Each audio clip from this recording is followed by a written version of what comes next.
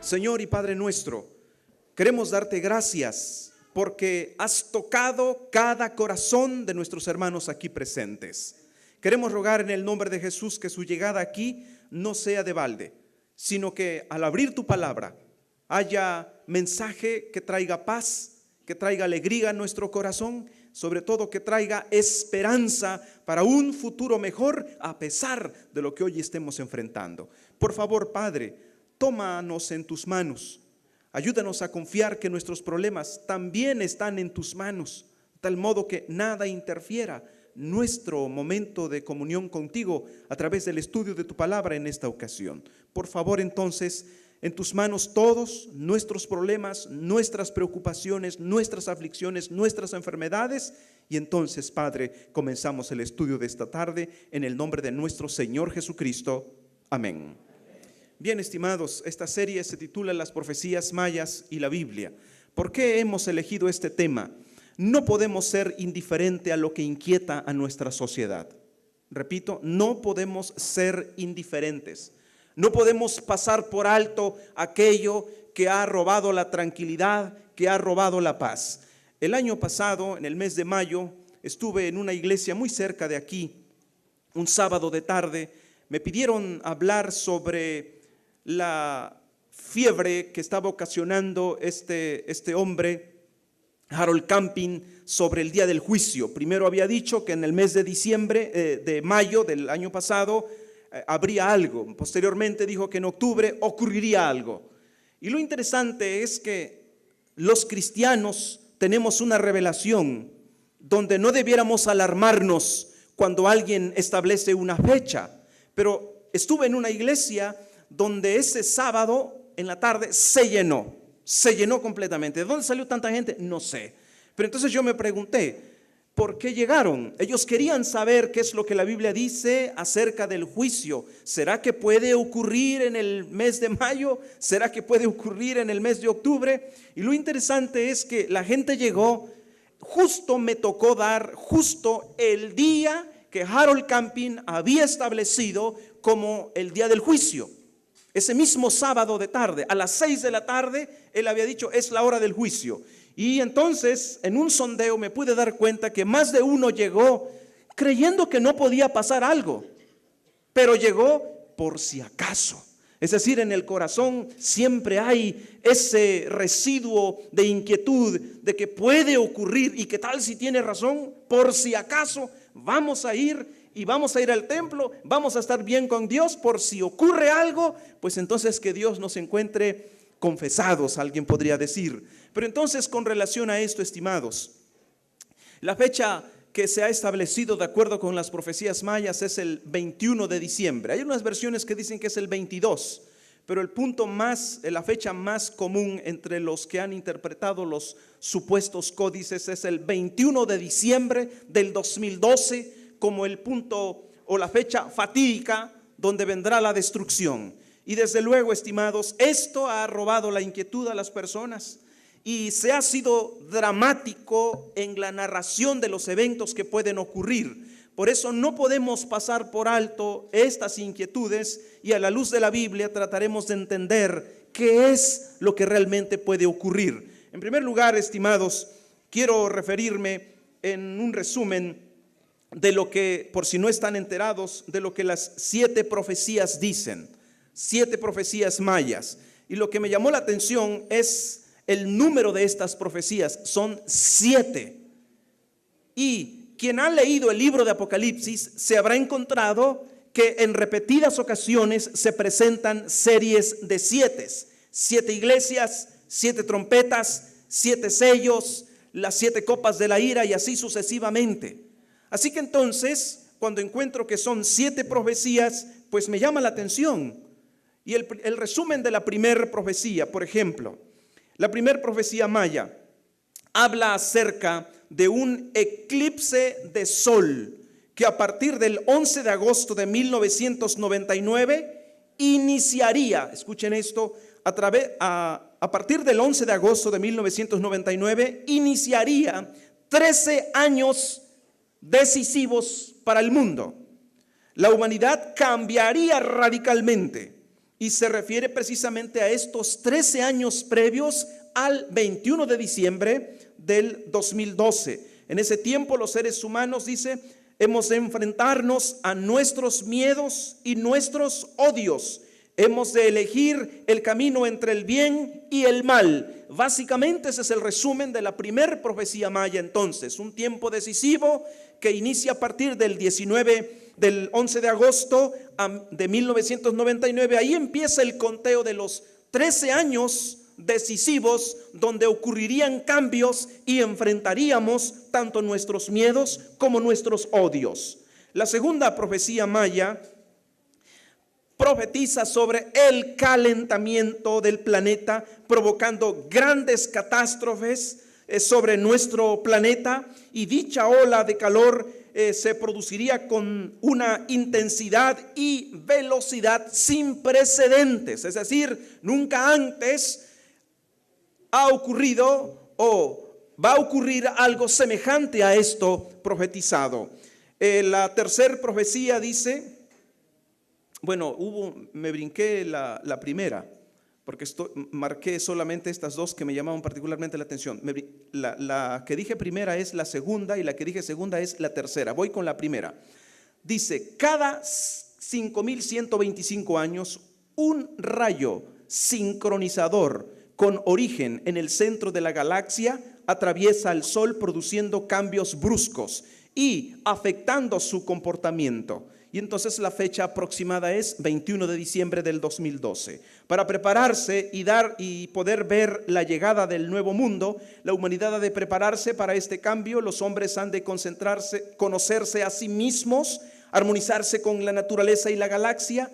Y en la profecía primera se habla del tiempo, del no tiempo, del periodo que abarca los 20 años anteriores al 2012. Quiere decir, todas las 7 profecías abarcan el periodo de los 20 años, pero a partir del 11 de agosto, como mencionábamos, de 1999, entonces es cuando comienza el cumplimiento de la segunda profecía maya, que marcaría básicamente el inicio de las catástrofes, iniciando con calentamiento de sol, y en la cuarta profecía, por consecuencia, ocasionando el descongelamiento de los polos, ocasionando entonces inundaciones y que desde luego otra serie de catástrofes. La quinta profecía maya habla sobre una crisis en los sistemas tanto político como financiero.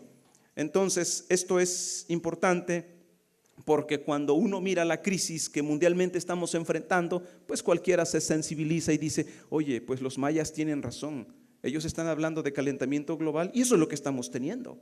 Ellos están hablando de desastres naturales ocasionados en muchas partes del mundo y muchos de ellos simultáneos. Por ejemplo, uno de los eventos últimos que me llamó la atención son los comentarios sobre ¿cómo se llama esto? El torbellino que hubo allí en los límites entre Nuevo León y Tamaulipas, el tornado ahí por Laredo. Y entonces el comentario de la mayoría de quienes daban la noticia dice, esta no es una zona de tornados. Y entonces cuando uno ve los eventos y uno lee lo que los mayas dicen, pues evidentemente uno dice, pues no podemos negar que eso es lo que está pasando. Otra profecía, cuando dice, por ejemplo, la séptima profecía dice, a partir de los 13 años anteriores al 2012, el ser humano tiene la oportunidad de cambiar su pensamiento, encontrar la paz interior y tener una conciencia cósmica unitaria. Es decir, que las primeras 6 profecías tienen que ver con catástrofes, en términos generales, catástrofes en nuestro planeta.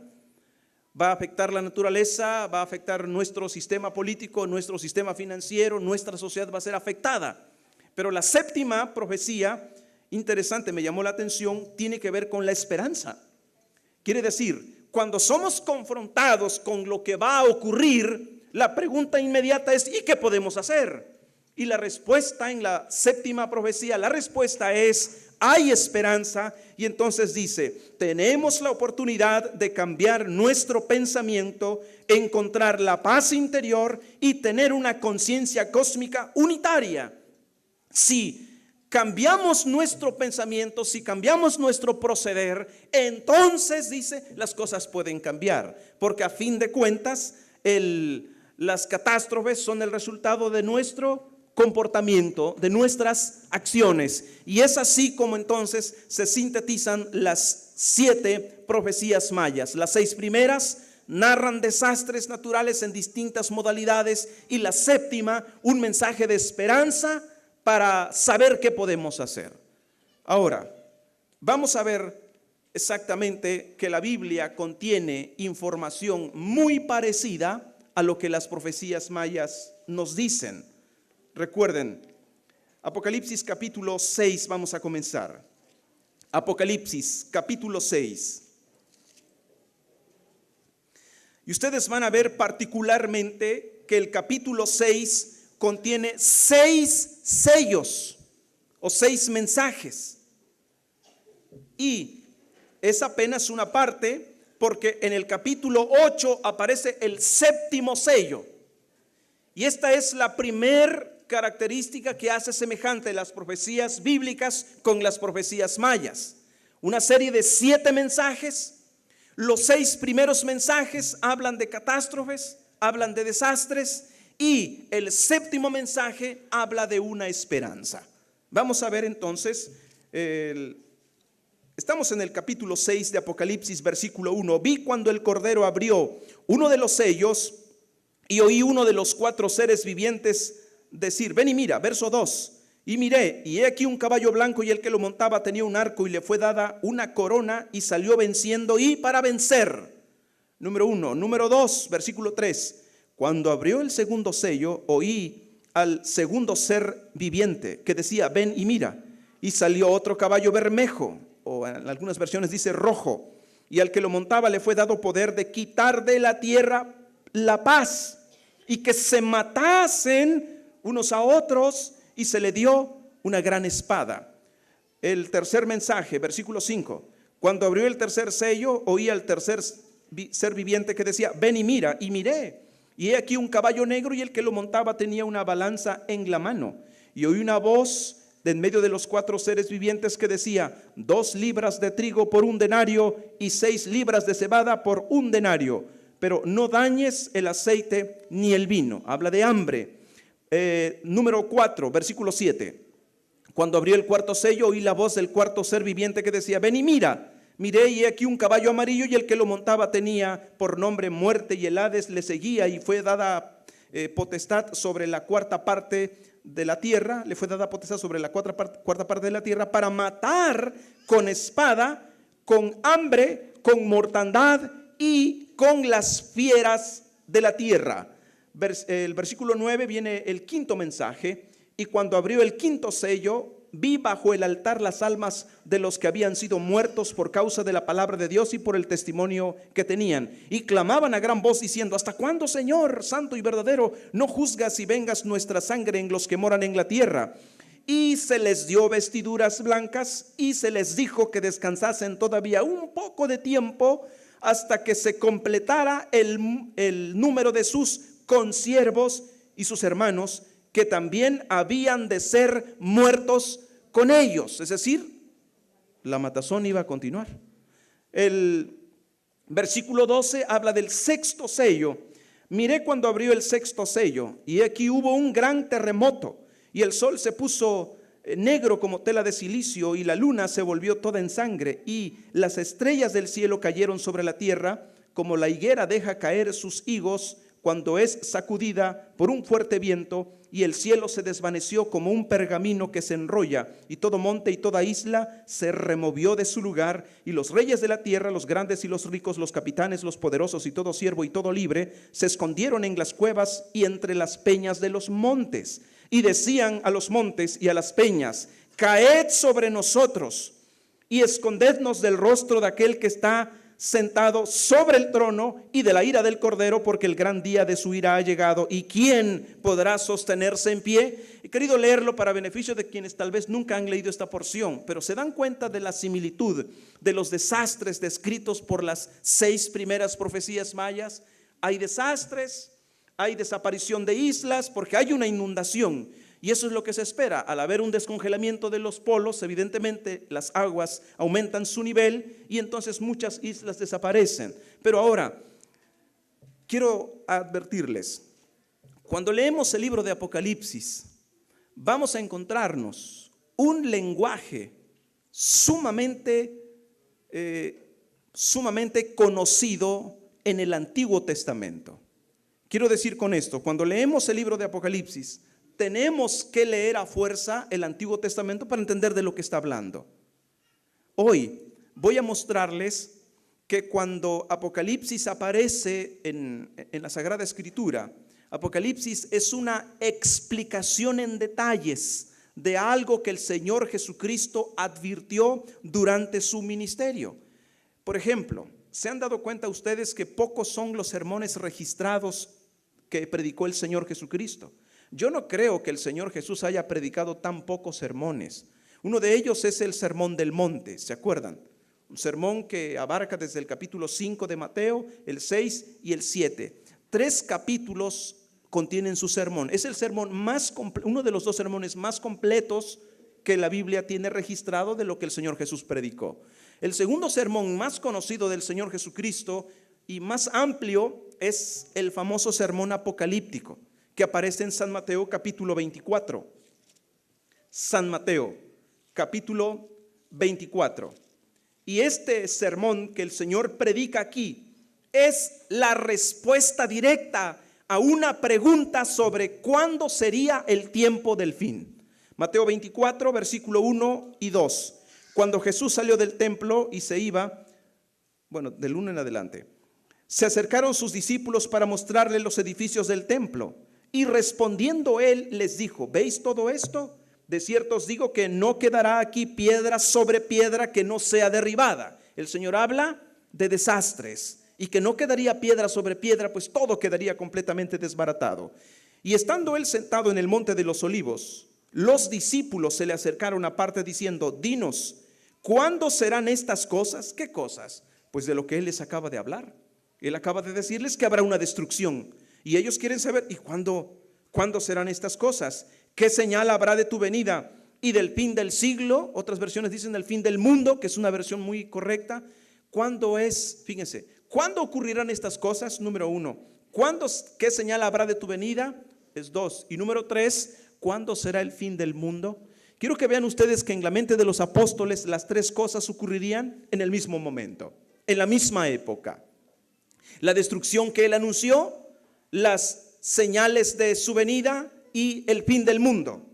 Entonces el Señor a continuación comienza a responder y da una serie de eventos que han de ocurrir y que son la respuesta a una pregunta específica. Recuerden, ¿cuál es la pregunta que hacen los apóstoles? ¿Cuándo serán estas cosas? ¿Qué cosas? Todas esas la destrucción que el Señor dijo que no quedaría piedra sobre piedra. Número 2, las señales. ¿Cuáles serían las señales? Y número 3, el fin del mundo. ¿Cuándo será? Miren, desde la época de los discípulos a la gente siempre le ha interesado, en el contexto de la fe cristiana, ¿cuándo va a ser el tiempo del fin? Lo interesante es que ya han pasado casi 2000 años desde aquella época. Y estimados, y nos seguimos preguntando lo mismo. Los discípulos ya desde ese momento, Jesús todavía no se iba y ellos ya querían saber cuándo va a venir y cómo iba a ocurrir. Entonces, en el versículo 6, en el 4, respondiendo, Mateo 24:4, respondiendo Jesús les dijo: mirad. ¿Cuál es la preocupación del Señor Jesús?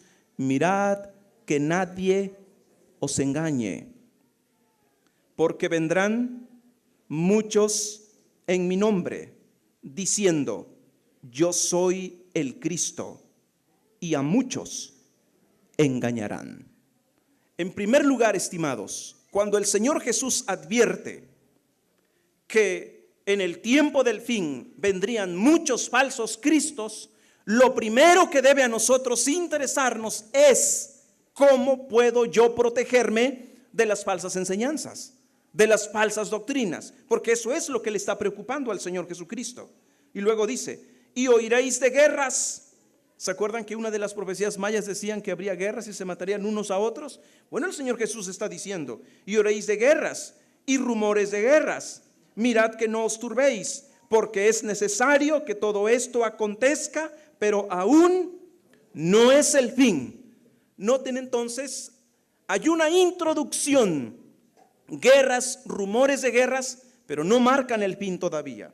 Versículo 7, porque se levantará nación contra nación, reino contra reino, y habrá pestes, hambres, terremotos en diferentes lugares.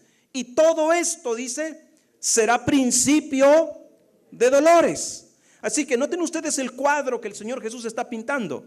Está dándonos los puntos principales que nos marcan el inicio del tiempo del fin, porque Él mismo lo dice, será principio de dolores. Es decir, estos eventos dados por el Señor son el inicio del periodo que se conoce como tiempo del fin. El tiempo del fin es un periodo en el que ocurrirán varios eventos. Versículo 9, entonces os entregarán a tribulación y os matarán y seréis aborrecidos de todas las gentes por causa de mi nombre. ¿Ven lo que el Señor está diciendo?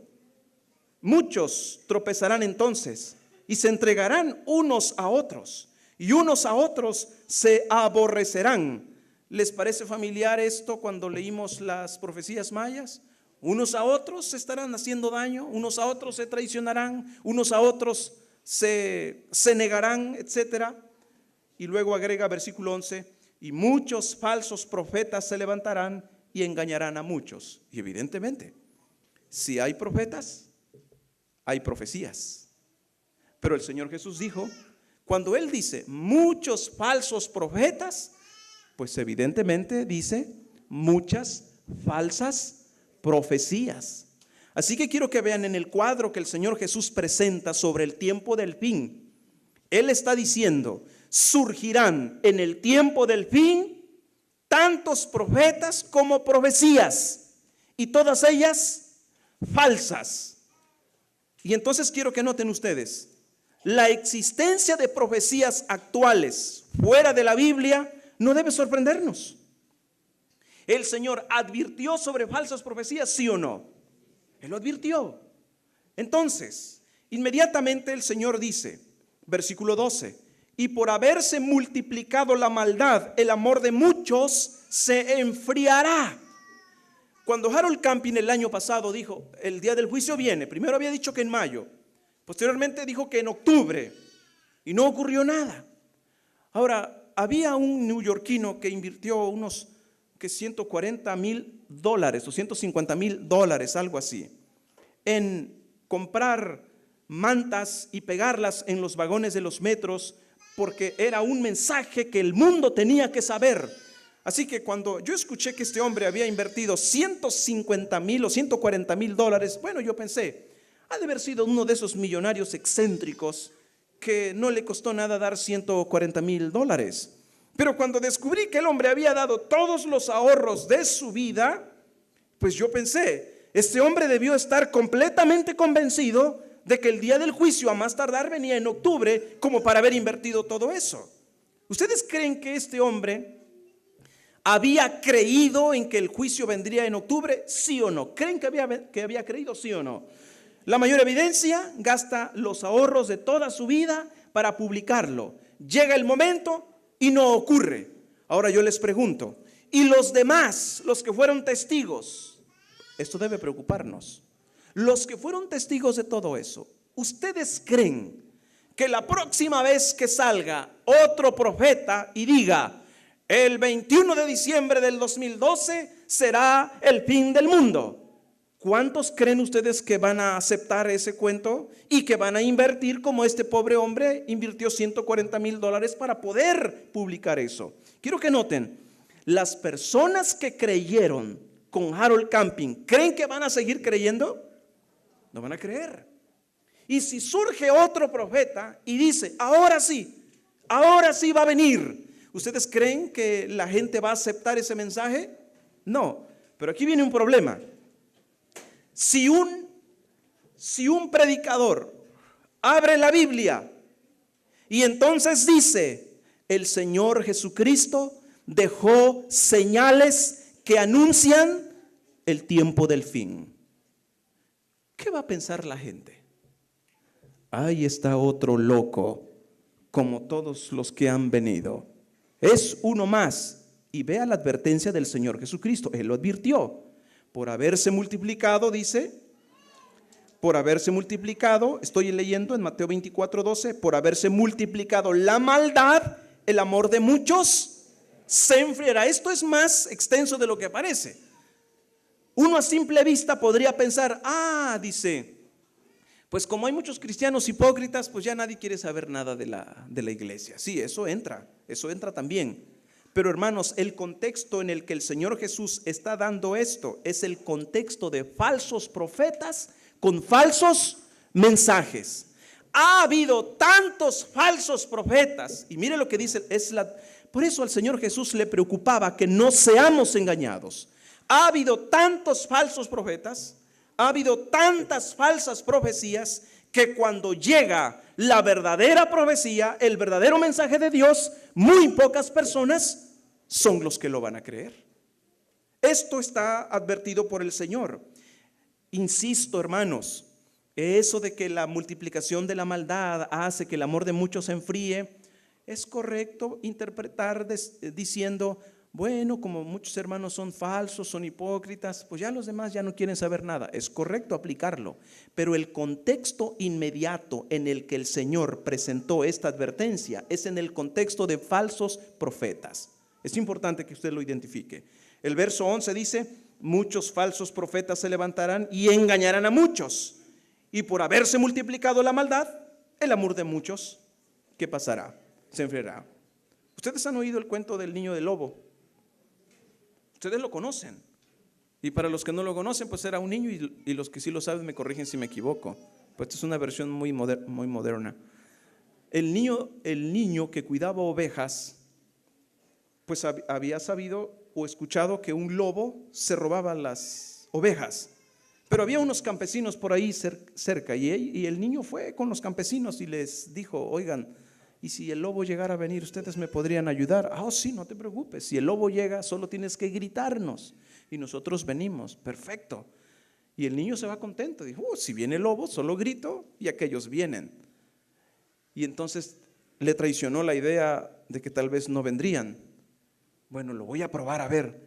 ¡Auxilio! ¡Viene el lobo! Y que se arrancan los campesinos a ayudarle. ¿Dónde está?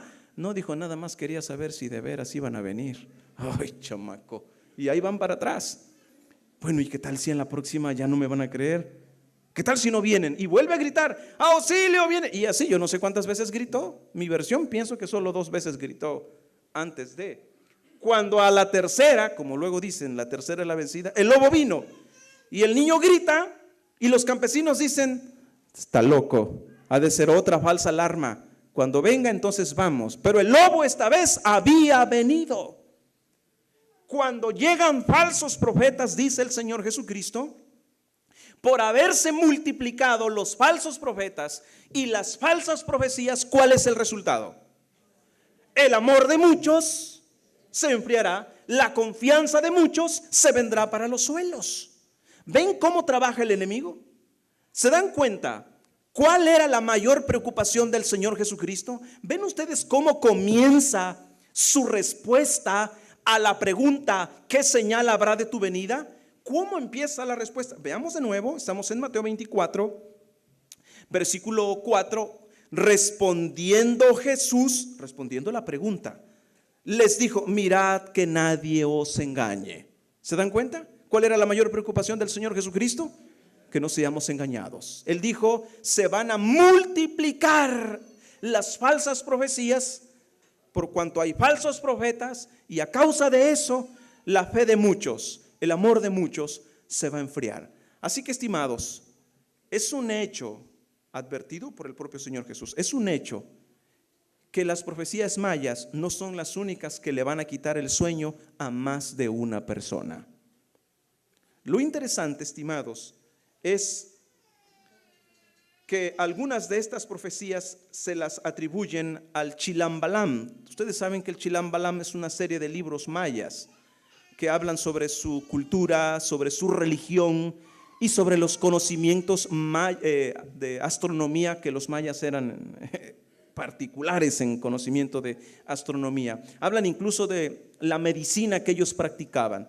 Entonces los libros del Chilambalam es una serie de libros que también hablan de su religión, pero hay una unidad casi total sobre el origen de estos libros. Fueron escritos en el siglo XVII y XVIII de nuestra era cristiana. Eso significa que el Chilambalam, estos libros, fueron escritos después de que los españoles nos vinieron a conquistar. Así que entonces, ¿quién escribió el Chilambalam? Nadie lo sabe, pero los críticos serios sospechan que los que lo escribieron fueron españoles o colonizadores cristianos que con un conocimiento de lo que la Biblia decía acerca del tiempo del fin, pues quisieron conquistar a estas nuevas colonias, a esta nueva raza, como infundiéndoles temor y decir, aquí viene. En otras palabras, pretendieron darles una religión autóctona, una religión local, pero que venía mezclada con el mensaje bíblico. Porque hasta ahora no ha habido un solo arqueólogo que muestre algún códice, alguna evidencia que digan, sí, aquí vienen las profecías. Los mayas las escribieron mucho antes de la época colonial. Desde esa época ya estaban escritas las profecías, pero no. Los libros que se tienen de los mayas fueron escritos entre el siglo XVII y el siglo XVIII, lo cual nos puede decir que hay mano negra, hay una manipulación y que realmente no fueron auténticos mayas los que debieron haberlo escrito. Ahora, hay un hecho que no podemos negar. Fíjense bien, hay alrededor de 80 culturas en el mundo que tienen en su literatura la historia del diluvio, aproximadamente 80. Es más, los chinos mismos, en la historia de sus antepasados hablan de un tal Noé, con otro nombre, un tal Noé, que se salvó con 3 hijos y 3 hijas, en total 8. Y cuando uno estudia la historia de los chinos, uno dice, ¿y estos cómo sacaron esta historia? El diluvio fue un evento universal. Fue un evento universal. La generación que sobrevivió fue transmitiendo, a pesar de que se formaron distintas razas, distintos idiomas, distintas naciones, todas fueron con la semilla de la historia del diluvio precisamente. Así que no debe sorprendernos que en las otras culturas haya rastros de la historia del arca de Noé por el diluvio universal. Así que si encontramos evidencias del diluvio universal en literatura de naciones paganas, no debe sorprendernos que la historia que ellos cuentan se parezca mucho a la historia de la Biblia. ¿Qué quiero decir con esto? Que el hecho de que documentos escritos en el siglo XVII y en el siglo XVIII contengan información que se parece mucho a lo que la Biblia dice, pues ¿qué es lo que estamos diciendo? Pues que no es raro, pero no que las profecías mayas o los escritos mayas sean nuestro fundamento o nuestra fuente principal de información. ¿Qué quiero entonces con esto decir? Que en primer lugar, estimados, cuando estudiamos las profecías bíblicas, estamos conscientes que esas profecías vienen del único que conoce realmente el futuro. Todo lo demás o es una repetición de lo que Dios dice, o es una pretensión de querer conocer el futuro. En Isaías 44 el Señor es claro cuando lo dice en estos términos. Isaías, capítulo 44, versículos 7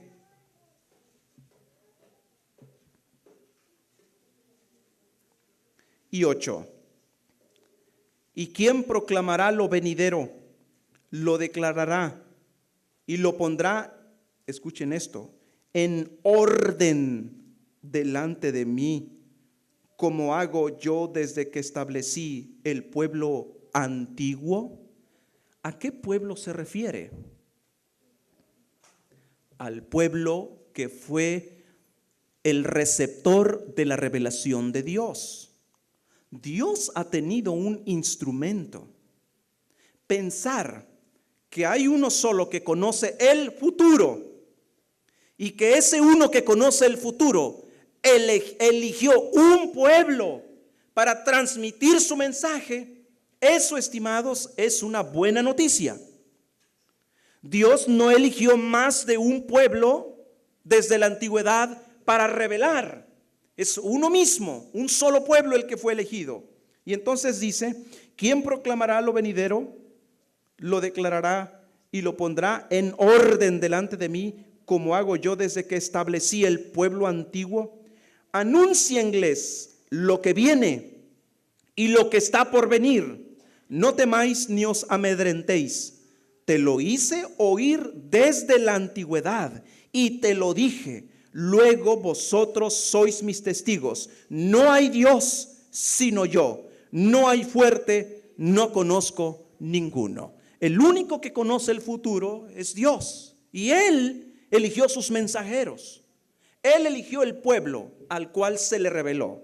Él eligió a los mensajeros. De hecho, ustedes deben recordar que cuando el Señor Jesucristo habló con la mujer samaritana, Él le dijo que la salvación, ¿de dónde vendría? Vendría de los judíos.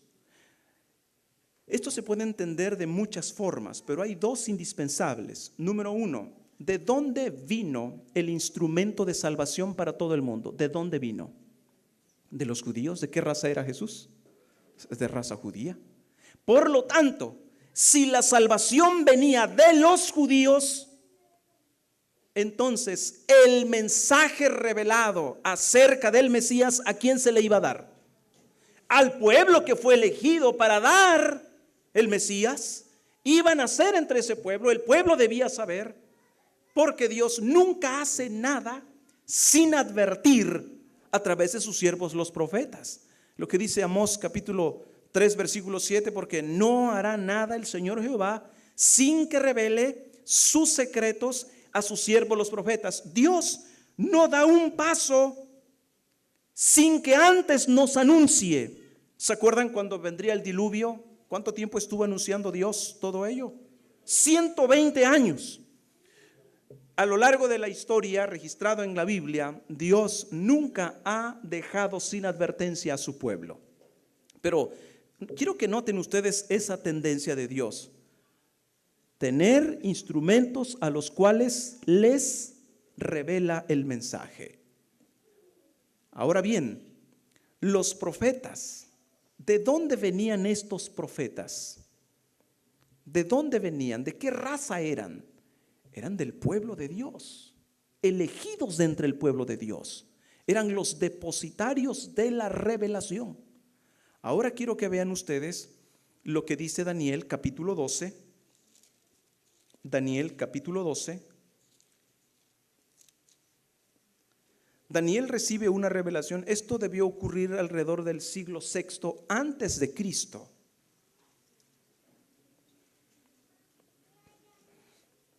Daniel capítulo 12, versículo 1 en adelante. En aquel tiempo se levantará Miguel, el gran príncipe que está de parte de los hijos de tu pueblo, y será tiempo de angustia, cual nunca fue desde que hubo gente hasta entonces.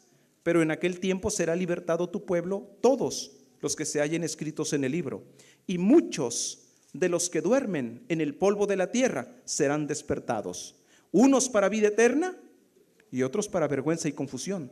Los entendidos resplandecerán como el resplandor del firmamento, y los que enseñan la justicia a la multitud como las estrellas a perpetua eternidad. Y ahora escuchen versículo 4. Pero tú, Daniel, cierra las palabras y sella el libro. ¿Hasta cuándo? Hasta el tiempo del fin.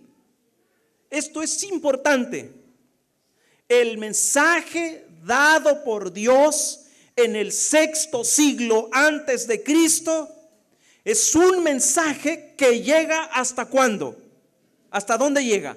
Hasta el mismo tiempo del fin. El mensaje no cambia. Dios no levantó una cultura nueva, con profetas nuevos, con un mensaje nuevo. Es el mismo. Y Él lo dice. Pero tú, Daniel, cierra las palabras de este libro, las palabras de esta profecía, ciérralas. ¿Y por cuánto tiempo van a estar cerradas? Hasta el tiempo del fin. Versículo 8. Daniel definitivamente que no entendía todas estas cosas y yo oí, mas no entendí y dije, Señor mío, ¿cuál será el fin de estas cosas? Y él respondió, anda Daniel, pues estas palabras están cerradas y selladas. ¿Hasta cuándo? Hasta el tiempo del fin. En el tiempo del fin, versículo 10 dice, muchos serán limpios y emblanquecidos y purificados. Pero desde luego, cuando Daniel recibe esta advertencia, estimados, él estaba consciente que el mensaje, aunque en ese momento él no lo podía entender y tal vez nadie lo iba a entender, en el tiempo del fin, quiere decir, iba a ser el mismo mensaje que Daniel recibió, el que iba a darle la luz a la última generación. No sé si me expliqué. Dios le da un mensaje, lo encierra en un cofre, vamos a imaginarlo, y le dice, Daniel, guárdalo así. Está sellado con un candado, está cerrado, nadie puede accesar a ese mensaje. Señor, ¿hasta cuándo? Hasta el tiempo del fin. Llegamos al tiempo del fin y ¿qué pasa? El cofre se abre.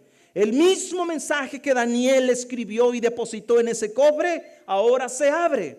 Y es el mismo mensaje que va a guiar al pueblo de Dios hasta el tiempo del fin. Es el mismo. ¿Se dan cuenta? No cambia.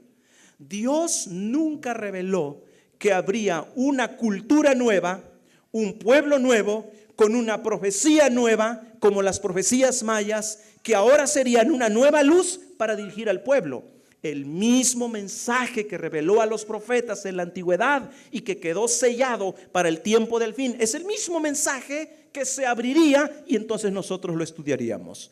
Por eso el propio Señor Jesús en Mateo 24:14 dijo, y será predicado este evangelio del reino en todo el mundo para testimonio a todas las naciones, y entonces ¿qué ocurrirá?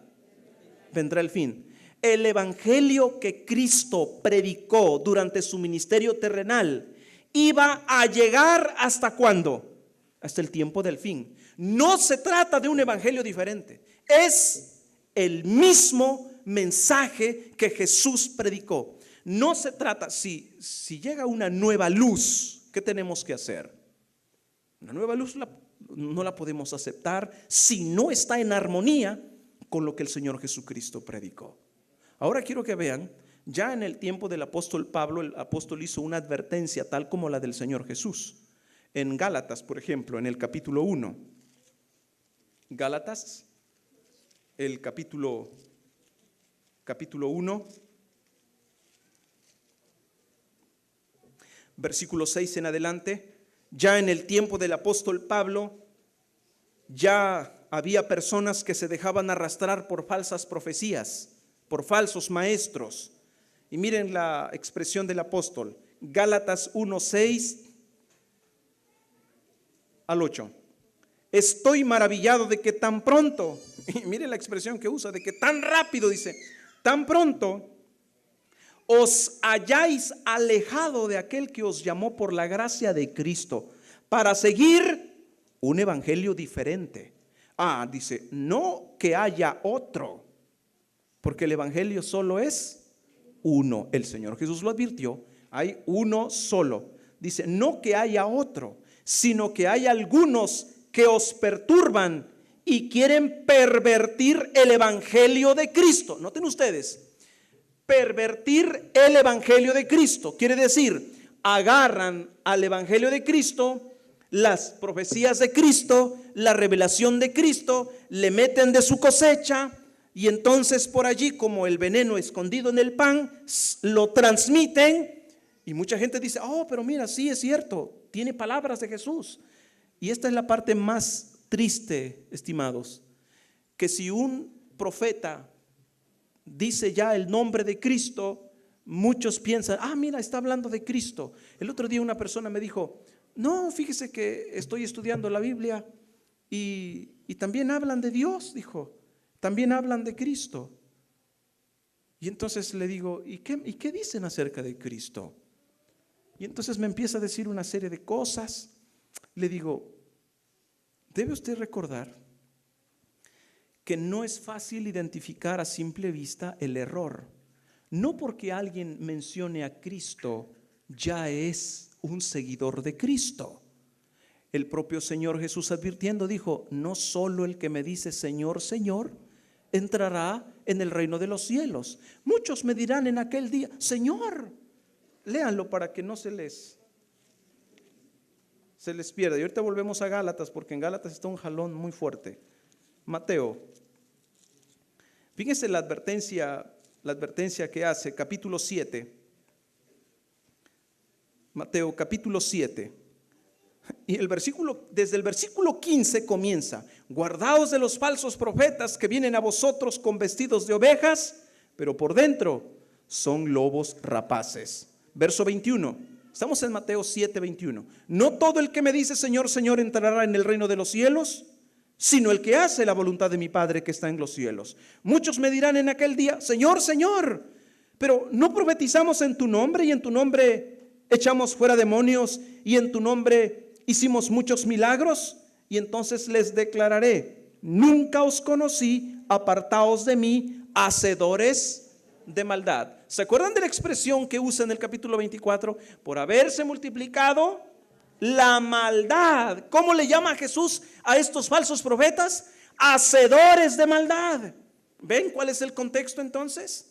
El contexto es esa maldad de presentar un evangelio falso. Se parece mucho al evangelio de Cristo, pero es falso.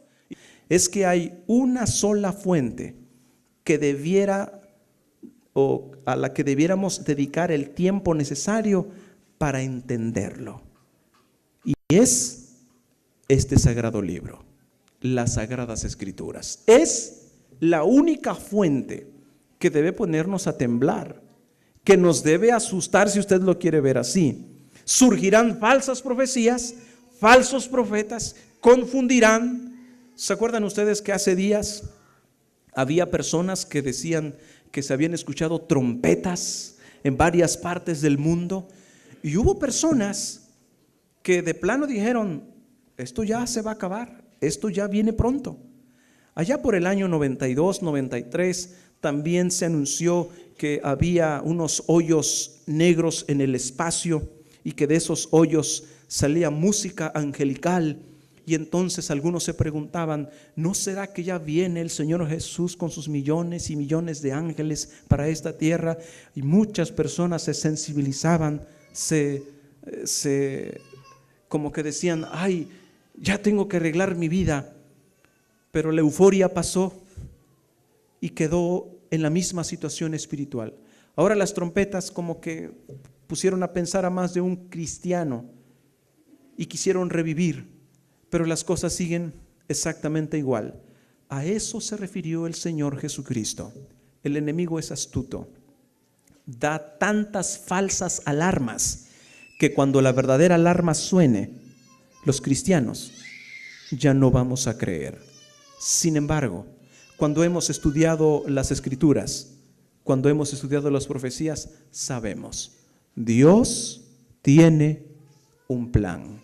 Por eso leamos una vez más Isaías 44, donde viene una frase muy alentadora. Ya la leímos hace un momento, Isaías capítulo 44. Isaías capítulo 44, el versículo 7 dice, ¿y quién proclamará lo venidero? Lo declarará y lo pondrá, escuchen esto, y lo pondrá en orden delante de mí. Dios, estimados, es el único que tiene la capacidad de declarar lo que ha de ocurrir en un orden sorprendente. Por ejemplo, ¿sabían ustedes que hay profecías donde Dios puso fechas y estas se fueron cumpliendo al pie de la letra? Hay profecías en Daniel que Dios estableció fechas y estas se fueron cumpliendo al pie de la letra, dándonos una evidencia contundente que el resto de las profecías que faltan por cumplirse también se cumplirán con la misma precisión. Y con el texto de Gálatas 4:4 termino para confirmar lo que les estoy diciendo. Gálatas 4:4, cuando dijo el apóstol Pablo: pero cuando vino el cumplimiento del tiempo, Dios envió a su Hijo, nacido de mujer y nacido bajo la ley. Cuando vino el cumplimiento del tiempo. Es decir, Dios no solo tiene la capacidad de ordenar los eventos que han de ocurrir, sino que nos los ha revelado. Y cuando llega el cumplimiento de lo establecido por Dios, ¿qué ocurre? No hay nadie que pueda evitarlo. Cristo vino cuando llegó el cumplimiento del tiempo. Y con ello, estimados, quiero decirles, la llegada del Señor Jesucristo en su primera venida es la mayor evidencia de que la revelación dada por Dios es confiable. Dios nos ha revelado su plan extraordinario para este mundo. A lo largo de estas conferencias, hoy solamente tenemos una introducción general como lo que acabo de presentarles. A lo largo de estas conferencias vamos a ir viendo esas profecías significativas que tienen que ver con nosotros hoy, con lo que está ocurriendo. ¿Qué es lo que Dios nos ha dicho específicamente? Por ahora solo me queda hacerles una invitación. Hermanos, a Jesús le preocupaba que no fuéramos engañados. Tenemos que tomar una decisión firme. ¿Cuál es esa decisión? Dedicar tiempo al estudio de las Sagradas Escrituras, de la revelación de Dios. Por eso estas conferencias, estimados, han sido diseñadas especialmente para eso, para que juntos, paso a paso, estudiemos lo que Dios ha revelado para nosotros hoy. Esa es la invitación que les tengo. Tomen una decisión firme de dedicar tiempo al estudio de la palabra de Dios. El plan de Dios se echó a andar. Parte de ese plan era la primera venida de Cristo. Esa parte se cumplió y ahora, estimados, el Señor ha prometido venir por nosotros la segunda ocasión.